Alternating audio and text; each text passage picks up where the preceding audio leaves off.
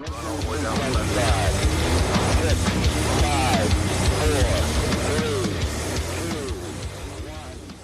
right, welcome back in. Just another football show. Made it all the way through. Well, not quite. We got one more to go. But this is the finale of the divisional weekend. And we are officially on the back 9 of these interviews. If you want to think about it like that, we have done more than we have left at this point. Oh, well, that was probably the case last week. It also means that That there's is true. I forgot about the 6. I was thinking about it just this week and then next It also week. means there's less upcoming. football left. It Like does. I kind of got a little sad. I was thinking about that earlier today. I was like, we only got how many more weekends? 3 more weekends of football, really? And who knows? What those are going to be like. Obviously, that's part of the fun. Is you don't know what the Super Bowl is going to be, or you don't know what next week's going to be. But we only got 3 more We weekends. have less football, but at the same time, the less football feels like more football. It's a weird. It's quality over quantity. Yeah. You're not watching the Jets play the Patriots or something, but. Well, we got the big one coming up Sunday night. We got the Tom Brady v. Drew Brees. The old man Mark rematch. III coming at you. This is like the 12th time they've played against each other in their career, dating back to their days at Michigan and Purdue. Yeah. Wow. And I think Drew Brees has a slight upper hand here, but we're gonna have to see how this one plays out. But Got him twice this year, so that helps. yeah, we got 2 of our very reliable fans, and Fez, who's been our Saints fan forever, and then Luke is the hot upstart, and he's been very, very good. Quit hyping up your boy over there. I think he does a good job. Yeah. Yeah, we got You two like good the fans coming that are in. the fans We're of gonna your have teams. have a good time, and this is probably the marquee matchup of the weekend. I would Try to imagine put the this is hard the one S on everyone's that, so talking. everyone got that I said teams. Yeah, we got it. Ryan and his teams. All right, we're gonna get a hold of Fez, see how he feels about this Saints team playing Tampa Bay for the 3rd time this season. Let's get him on the line. All right, so we had to have back Fez. We told him he'd come back if they won. They won, so here we are. Fez, yes. Guys knocked off the Bears in, I'd say, convincing fashion. Some people would say it was not a good effort by your Saints, but in the end, a garbage time touchdown made that game look a little closer than it was. How you feeling coming off that Bears game? More defensively effort, I would say. Yeah. That's for sure. Yeah. I mean, you guys really held them for the majority of the game to 3 points. You had the long alligator arms touchdown that should have been, but other than that, the team did look pretty good. You're not wrong. Yeah, and I got to give Jimmy credit for that. That was an amazing catch. Everybody knows where it all started, so I got to praise the man for that hell of a play. Yeah, some rumblings on that being his last catch. Maybe some retirement talk coming up. I don't know. We'll see. Oh, that's interesting. I've heard a couple people float the idea this afternoon. Yeah. Yeah. So we talked about the game. I won't hit you too hard on the Nickelodeon stuff. It was a fun watch. I do recommend people, if they do it again, to go back and check it out, or maybe find some highlights on the old internet. It was a good time. Maybe one day. Maybe one day. But now you guys have, I say you have a test coming into town. You've got Tampa Bay coming at you. Mm-hmm. You guys have played twice this year. We get the rare 3rd time's a charm matchup. They say it's tough to beat a team 3 times. I don't know how true that is. I didn't look the stats up, but you guys really did beat them pretty soundly the first 2 times. How do you feel going against Tampa Bay? Yeah, I keep hearing that same talk as well. It's hard to beat a team 3 times in a season. As far as for NFL, I can't listen to it. I can't go off of those kind of sayings or history or stats or whatever they throw your way whenever something like that happens. I go off what I've seen. I go off what's been going on lately.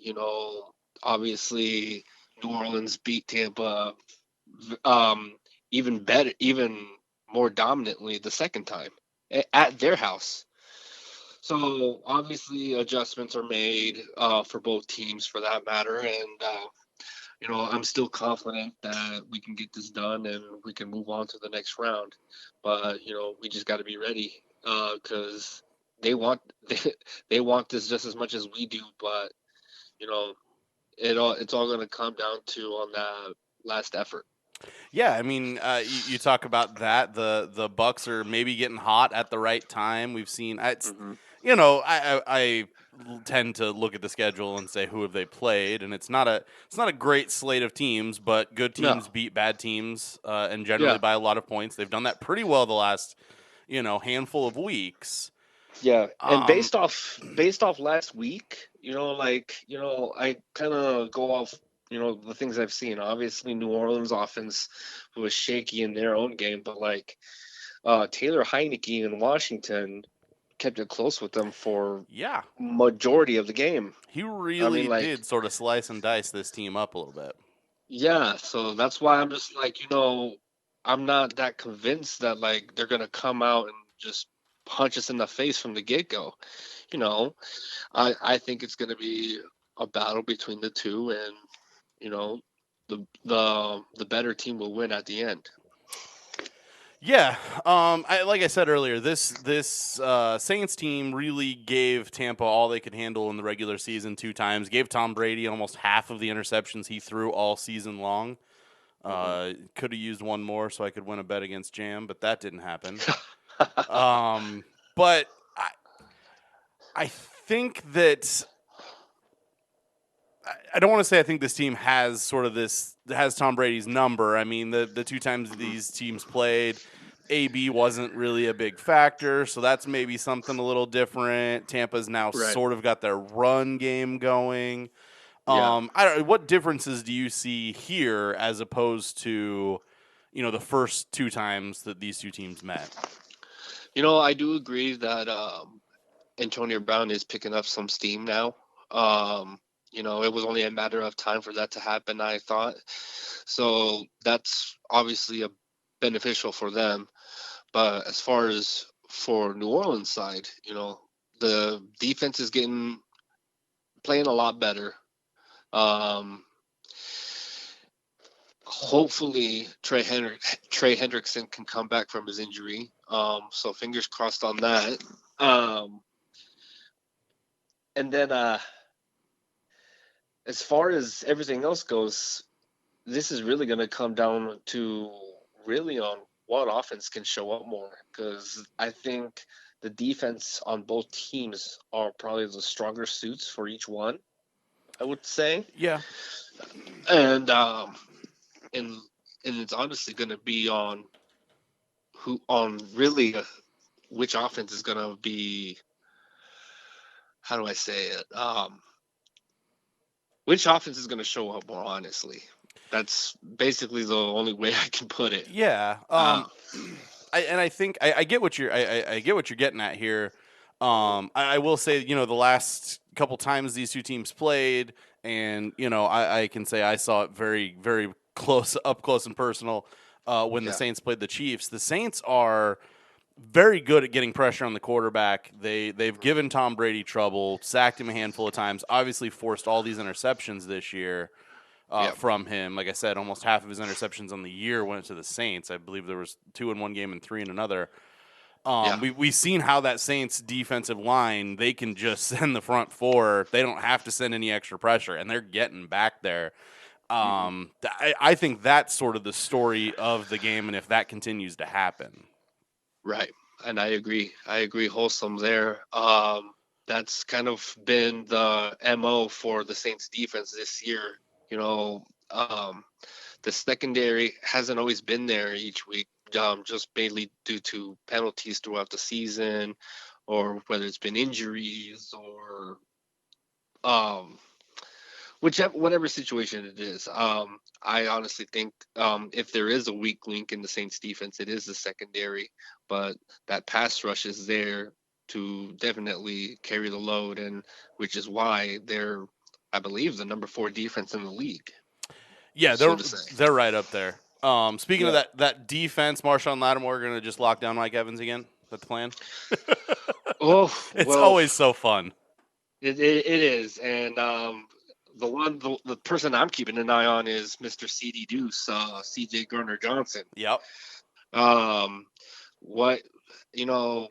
He's the kind of player who I feel like is probably annoying to be around in person, or especially play against. Man, but they are like, so good at that, just getting under the other team's skin. Like, he is yeah, so good at that. and I thought to myself, like, you can't be a dirty team if you're just using your words.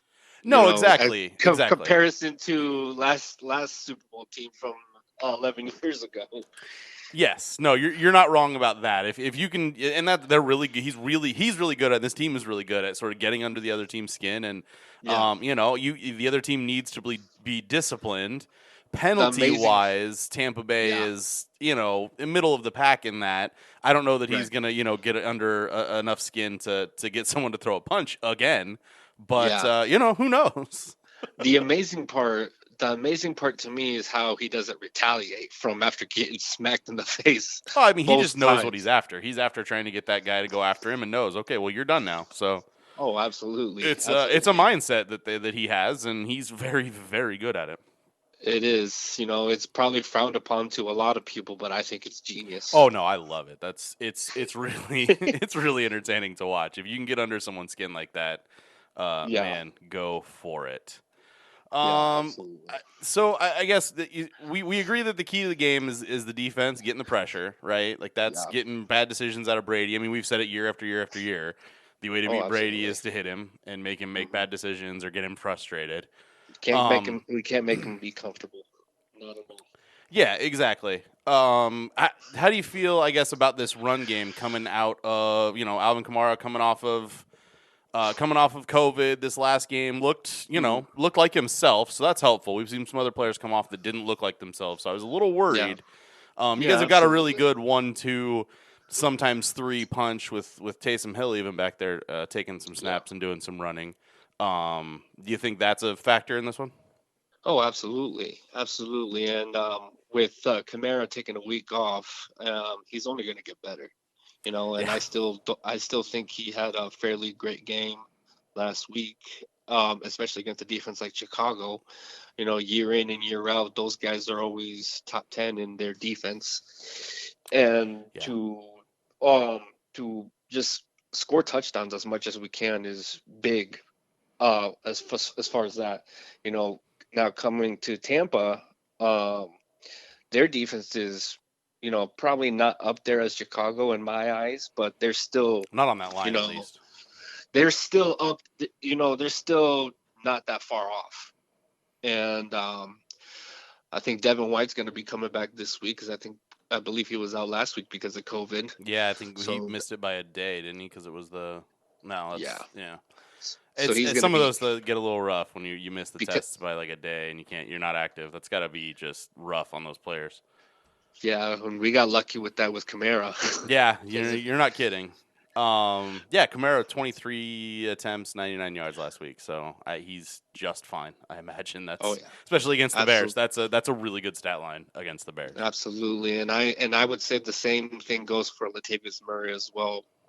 Not as big of a game, but he still was able to score a touchdown, and he's only gonna put in the work here this week for practice, and he's gonna be ready to go as well. Yeah, he's got his breakout games every here and there. If you look at his line, he gets a Oh couple here yeah, and there. So I would expect to see some good things from him too. All right, right. Fez, let's finish this out. Give me your pick for this game. Give me a score. How do you see this one going? Are we talking to you next week? Um, and like I always say, and I'm gonna tell you guys every time, I'm always gonna ride with my guys. Oh yeah. So I'm gonna say Saints will win. I think last recording I said 38-35. I'm gonna Oh, you're letting change them that. in. You're letting them in behind the I curtain. It's fine. I already did it. I'm It's fine. gonna I'm gonna go to 42-38. Oh, 42-38. All right. So instead of a game-winning field goal, we're gonna be down 3 and we drive for a game-winning touchdown. Is my There. prediction. There you go. All right. Well, if you're right, we'll be hitting you up next week, and hopefully just once would be the Yeah. plan. So I appreciate you helping me out. Appreciate you bailing me out after my saved file issue. So Oh, no appreciate problem. you. We look forward to talking to you next week if your team gets that W. Absolutely. Fingers crossed. All right, man. Take it easy. Thanks for the time. Thank you. All See right. you guys. Yep. All right. So after getting the big W last week, Luke is back. We're going to talk Bucs Saints. We heard from Saints fan Fez. Now it's time to move on. Talk a little Bucs. This team's heating up at the right time. Looking good. Luke, how you feel? How's it going? Man, I'm feeling great. I mean, this is the first playoff game that I've ever got to watch us win. And, I mean, I've been missing out on so much. I mean, I wish that, I mean, I'm 23, so obviously the Super Bowl happened in my lifetime, but, I mean, that doesn't really count. I was like 5 years old at the time. But it's like so liberating. And the pressure, like watching your team during a playoff game, like I don't envy that. It's a whole other level. It is a different experience. When you win, oh my gosh, it is just awesome. So I'm really happy. See, and that's a little too close for my liking. I was gonna say, did you have some jitters there in the middle? I know, they tried to bring it back, and unsuccessful attempt as it were. Did you get a little nervous there in the middle? I did get a little nervous because, as you guys recall, we missed an extra point early in the game, and that always makes me nervous. I mean, that extra point, we were up 9-0, but that extra point, it just always feels like it comes back to bite you at some point. So I was waiting for the bad extra point karma, and then the Washington always somehow kept it a 2-score game. Always. And when it's a 2-score game in the postseason, I mean, anything can happen. Not like I have much experience watching the Bucs, but other teams obviously I've watched. And it is just, it's kind of scary. And that team really rallied behind, what is his name? Heineke. Oh my gosh, that little guy was like running around making plays. And I'm like, great, we got to play Drew Brees. And then if we do beat Drew Brees, we probably got to go play Aaron Rodgers. And Heineke just lit us up. I'm like, come on, man. But I'm happy either way.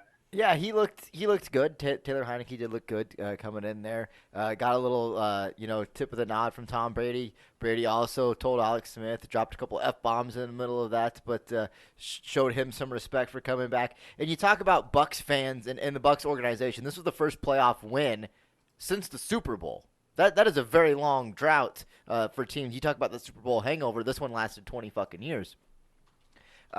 But on the flip side of that is, while yes, we've seen these other teams last weekend get their first playoff win in what seems like forever.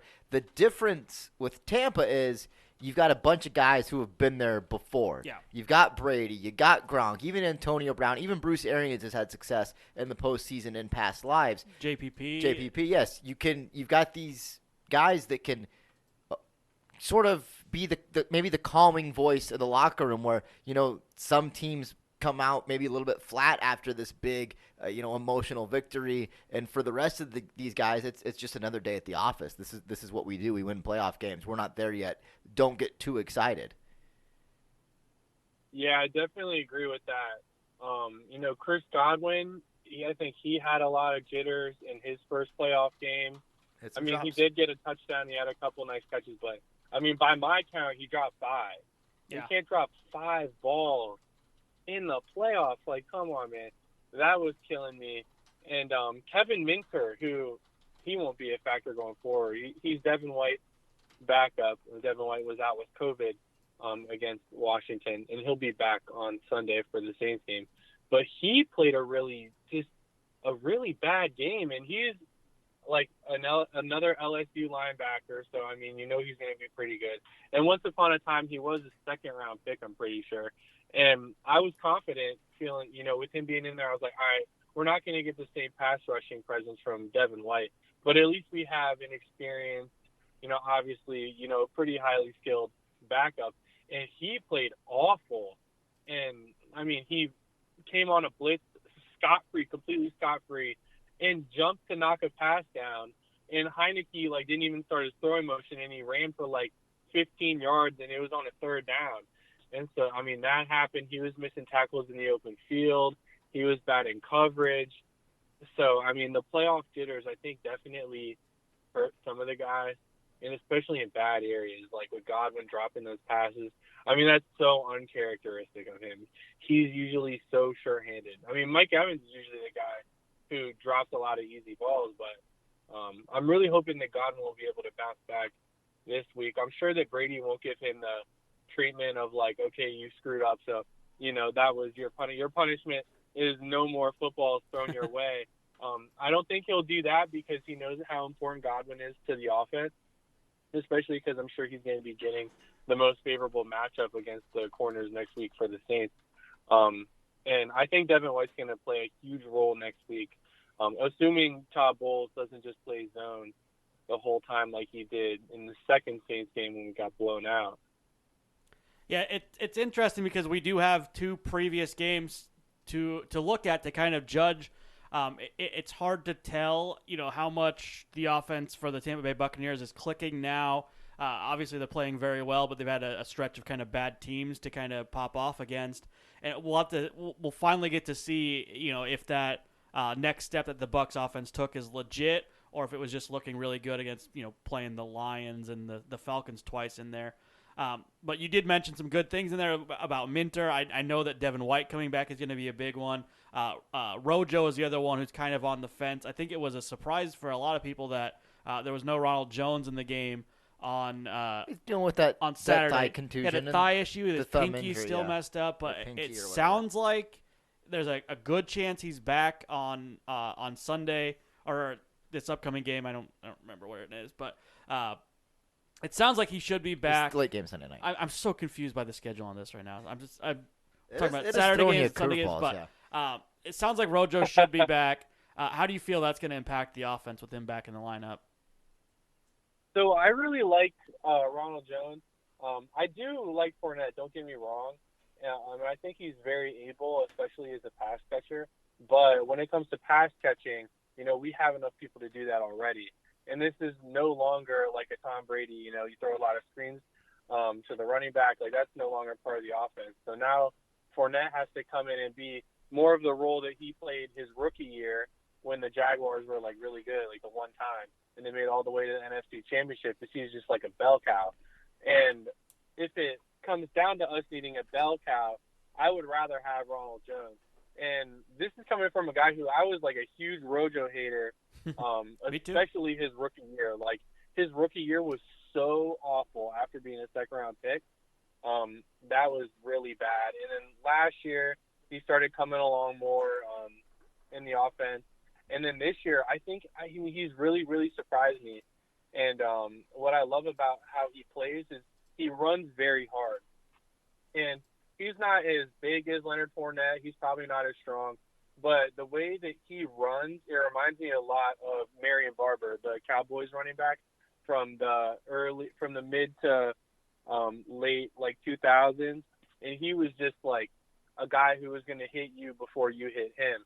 And I think that our offense really needs that physical presence.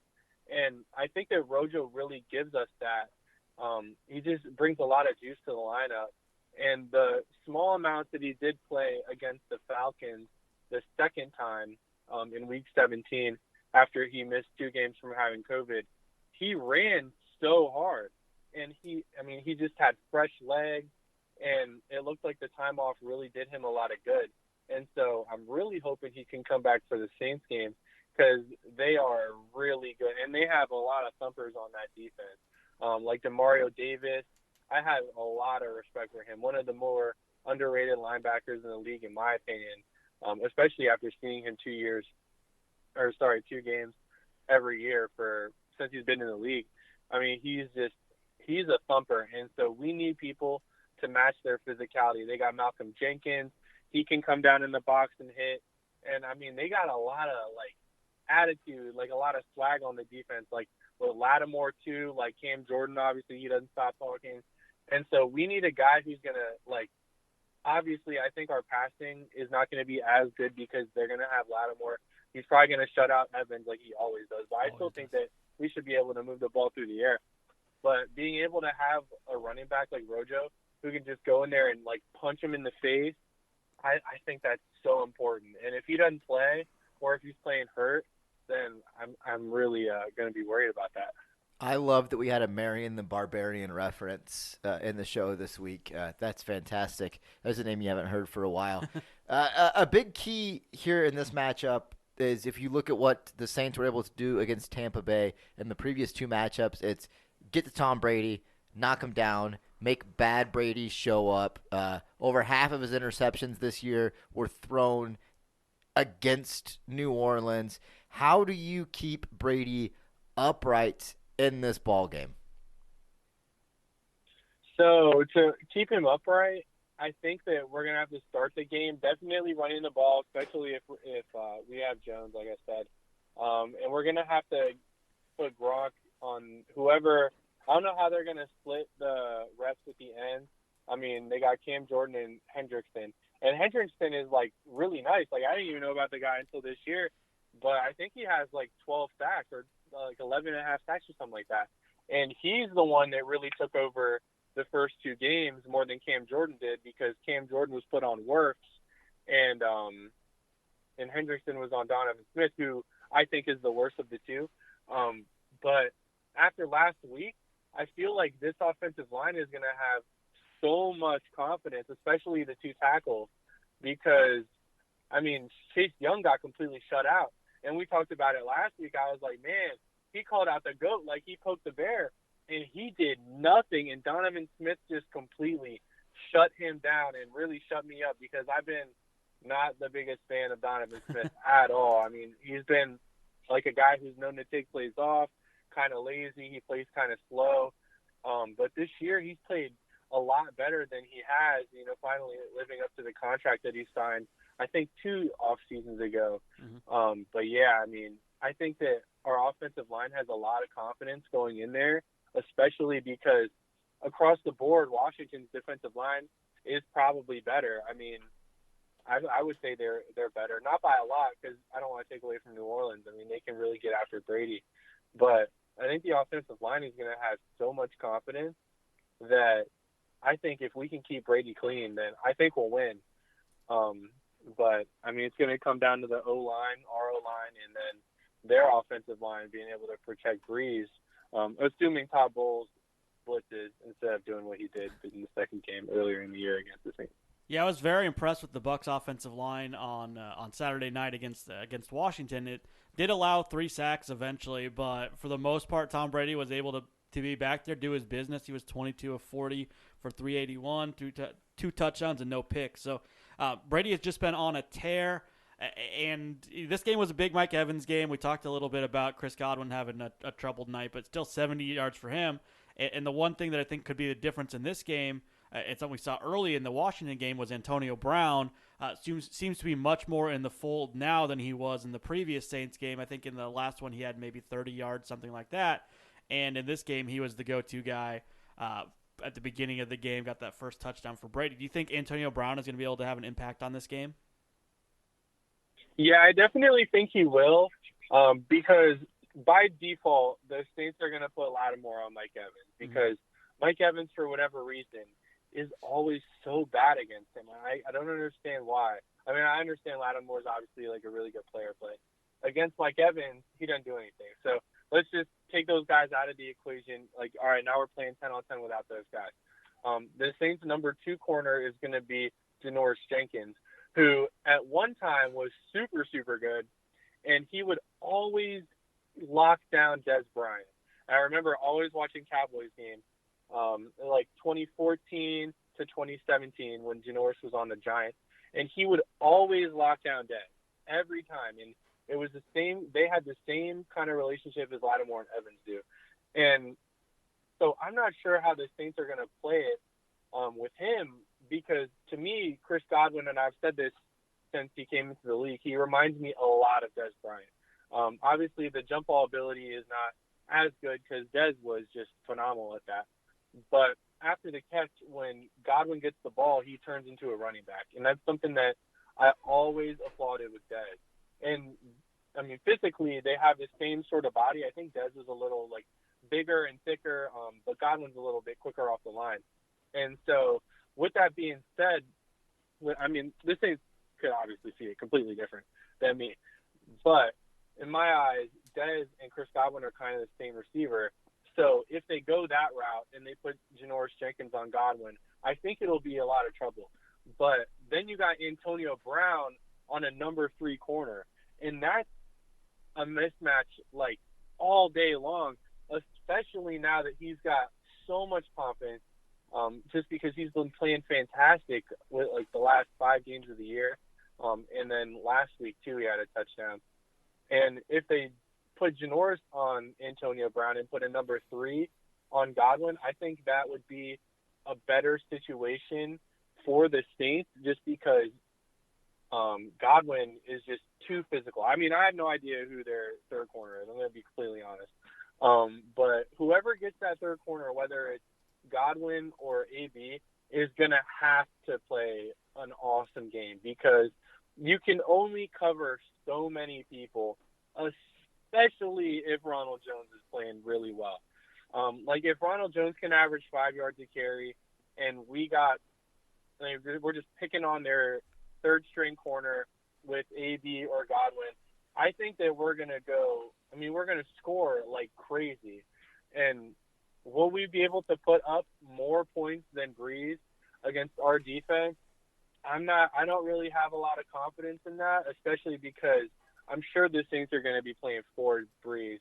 With all the reports of him retiring after the season, they're going to definitely want to win him a ring and give him like a Peyton Manning kind of go out. But that matchup on that number 3 corner is going to be something that the Bucs are going to have to do like a great job of exploiting for us to be able to score points on the defense. You talked up all them receivers, but I want you to mention Scotty Miller out there. He's going to get open. He's going to be in the slot. He's going to get some catches, right? Oh yeah, I love little Scotty Miller, man. He's like the secret weapon. And AB came and took most of the reps that Scotty Miller was getting, which I'm completely fine with, because obviously AB is better. But if we can roll 4, or even if we don't roll 4 receivers on the field, if we take out Evans or give AB or Godwin a breather, and then Scotty Miller comes in and is on like Janoris Jenkins, who's like pretty much like a slow corner, he's a very physical corner, and we can just exploit that on one deep pass, that could shake up the whole game. It could shake up the momentum of the game, obviously for us on offense, but for the Saints to think, all right, these guys haven't done anything to us all year. They're probably going to come out and try to play the exact same way as they have been. And if we can hit Scotty Miller on a deep route, I will like get on my knees and kiss my TV, because I love watching it, like how fast that dude is. And Brady has so much confidence in him. For a guy who doesn't really get that many reps, for Brady to trust him that much, it makes me feel really good. Brady loves them little white guys. That's where it's at. All right, Luke, you know how this works. You've now done it at least once with us. Give us final score. How you see this one shaking out on Sunday night? All right, so I got 2 different score options, and I'm gonna give them to you both. So, score option number 1 is the Bucs are gonna play defense, like how I've been asking Todd Bowles. I've been calling Todd Bowles and leaving his voicemails and telling him, hey, you need to blitz. But he hasn't called me back yet. So I'm going to assume we're going to drop back in play zone like how we did last game, and then expect Brady to outscore Brees. If that happens, it will definitely not happen, and we're going to lose, I'm going to say 23-35 or 38. We're going to lose by double digits, probably 2 scores, if we play a soft defense. Now, what I'm hoping, in a perfect world, Todd Bowles will give me a call back and he'll hear me out. I'll let you know. And I'll tell him, hey, you need to blitz Devin White more. And he's just say, you know what, Luke? You just saw your first Bucs playoff win in your life. So I'm gonna throw you a bone and listen to you. And if that happens, I got us winning 14 for the Saints, and I got us putting 31 on the Saints. Now, I don't think we're going to win, because I don't think he's going to call me back. But if he does, then I got us winning big. If he calls you back, hook a brother up here. Get us that interview, man. Save that number. Oh, yeah, we'll have to have him on the show. Send him our way. Yeah, no shit. For sure. All right, man, we appreciate the time. If he gives you a call back, then maybe we'll be talking to you next week, talking NFC Championship game. Calling me. Oh, yeah, for sure, guys. Thanks for having me again. Yeah, we appreciate the time. Thanks. Thanks, Luke. All right. That's all of them. We did them all. That's it. Yeah. 4 games. That's less than last week. 4 games. You know, it's still a lot of football. Luke got me kind of pumped there. I think that he might have talked me into some prop bets. Excited? You know, were you feeling the same way Luke was? I mean, I know you've got to watch the Bears and the Colts and postseason play. So this wasn't your first four. Wow, I messed that up. Yeah. Four, whatever. Yeah. Into postseason play as a fan, but for a young Bucks fan, this was it. It was nerve-wracking. It certainly was. And it's kind of a super team versus the young upstart Taylor Heineke and the literally the upstart and the Washington football team. That you know, if you look back, you could say that Washington football team established 2020, so that they are a new team. So it was a little David and Goliath situation there, and it was close. They made it real close. Luke was right to point out that the Bucs missed a field goal. They went for a 2-point conversion on the next touchdown to try to fix that, and they didn't get that either. So they were shooting themselves in the foot a little bit. At one point, it was a 2-point game, but Bucs, Tom Brady, Bruce Arians, all the weapons that they have there were able to come back. But the Saints are a whole different team. Yeah, different team, whole different matchup. The early Sunday night game will be fun. Sunday evening. Last game. Early Sunday night game. Yep. 5:40. You know. I messed you up when I said early and night at the same thing. Yeah, you got me. Got me there. All right, guys. Make sure you go back and check out any of the matchup previews that we've put out there on Facebook and YouTube. This Sunday night game is the equivalent of when your grandparents eat supper. I was going to ask. That's the early bird special. It's 5:40. You guys have Yeah. kids. Maybe you guys eat dinner a little bit early. I don't usually eat dinner until like 8:00. No. I don't usually eat dinner on a Sunday night until like We're Sunday night usually football serving up halftime. football or serving up dinner while Carrie Underwood is singing about Sunday Night Football, which is why my daughter loves that song. But I don't usually eat dinner on Sundays until halftime, which some of these games go very long, and this is true. Gets me hungry. All right, so make sure you go back, check out everything we did. We're coming back at you tomorrow, giving you our previews, our predictions, our bets. We're also going to go over the over-unders that we predicted in the preseason, hold everyone accountable for their predictions. How accurate we are. So until the next time we talk to you, whenever that may be, based on what you haven't already listened to. For these two fucksticks. Yeah. Mm-hmm. This has been Just Another Football Show. Bye. See ya.